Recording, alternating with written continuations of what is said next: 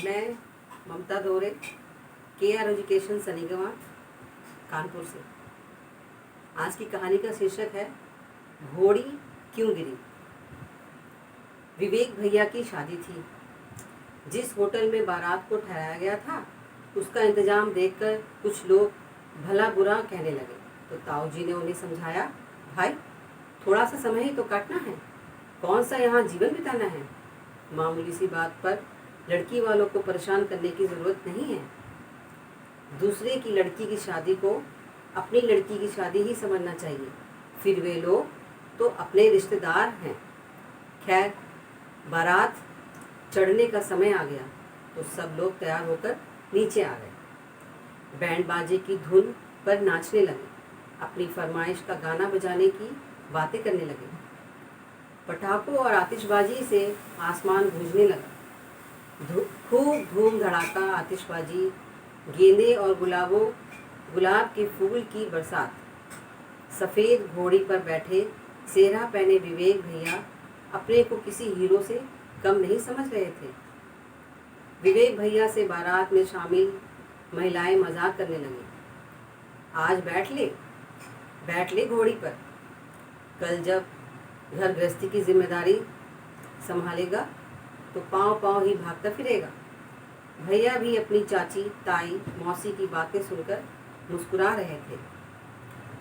शादी का सारा काम ताऊजी के जिम्मे था। विवेक भैया के पापा से कोई पूछता तो वह कहते, मेरे बड़े भाई से पूछो। शादी का सारा खर्च कैसे होगा, कितने बाराती जाएंगे, दावत में क्या क्या परोसा जाएगा, सब ताऊजी यानी कि शिव प्रसाद ही बता रहे थे। ऐसा माहौल देखकर रीता दीदी के पति महेंद्र जीजा जी ने कहा था, भाइयों मैं ऐसा प्यार तो पहली बार देख रहा हूँ कि बड़े भाई से पूछे बिना छोटे भाई कुछ करने को भी तैयार नहीं है। अचानक घोड़ी उछली और गिर पड़ी।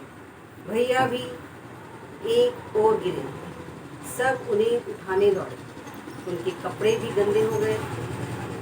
उधर बैंड बाजे वाले थे कि खूब जोर शोर से बाजा बजा रहे थे और बहुत से लोग नाच भी रहे थे। भैया को संभालने लोग पहुँचे तो उन्होंने सभी को धक्का देकर एक तरफ कर दिया। गुस्से में बोले, मुझे नहीं करनी शादी, अब इन गंदे कपड़ों में जाऊंगा शादी करने।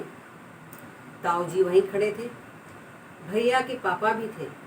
ताऊ जी ने तौलिया गीला किया और भैया के कपड़े पोंछे। उनके हाथों पर भी मिट्टी लग गई थी, उन्हें धुलवाया। फिर कहा, ऐसे समय बच्चों की तरह नाराजगी क्या शोभा देती है। घोड़ी का भी कोई कसूर नहीं, उसका पैर फिसल गया होगा, चलो बैठो। लेकिन भैया थे कि अड़ गए।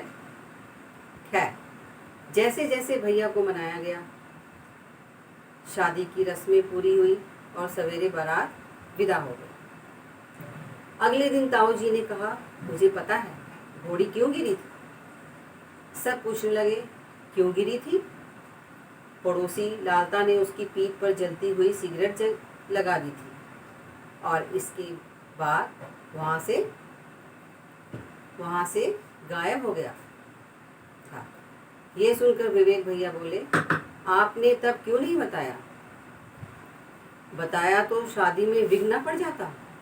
मजाक भी करना था तो जानवर को सताकर, तुझे भी चोट लग सकती थी। जब ताऊ जी की तारीफ करने लगे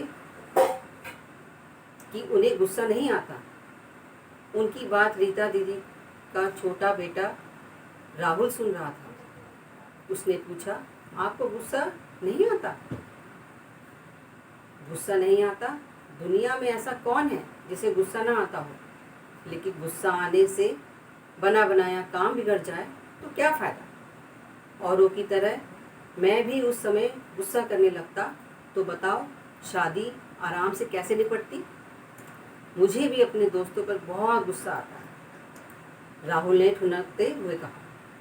रीता दीदी हंसकर बोली, ताऊ जी इसे भी सिखा दीजिए कि गुस्सा कैसे कम आए दिन इसकी अपने दोस्तों से लड़ाई हो जाती है।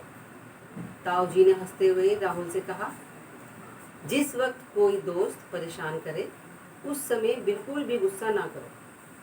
क्या पता गुस्से जैसी कोई बात ही ना हो, थोड़ी देर में गुस्सा अपने आप भाग जाएगा, दोस्तों से दोस्ती भी बनी रहेगी। ताऊ जी की बात सुनकर विवेक भैया और बाकी सब हंसकर कहने लगे, बात तो ठीक है, आप हमारे साथ ही रहिए तो हम सब गुस्सा करना ही भूल जाएंगे। नहीं, आप मेरे साथ रहेंगे, मैं भी आपसे सीखूंगा कि कैसे नाराज नहीं होना है। राहुल ने ये कहा तो ताऊ जी ने उसे प्यार से गोद में उठा लिया। कहा, अच्छा मेरे शैतान बंदर, मैं तुमसे सीखूंगा कि फुटबॉल में कैसे जोरदार किक मारनी है। बोलो मंजूर? राहुल बोला, मंजूर। धन्यवाद।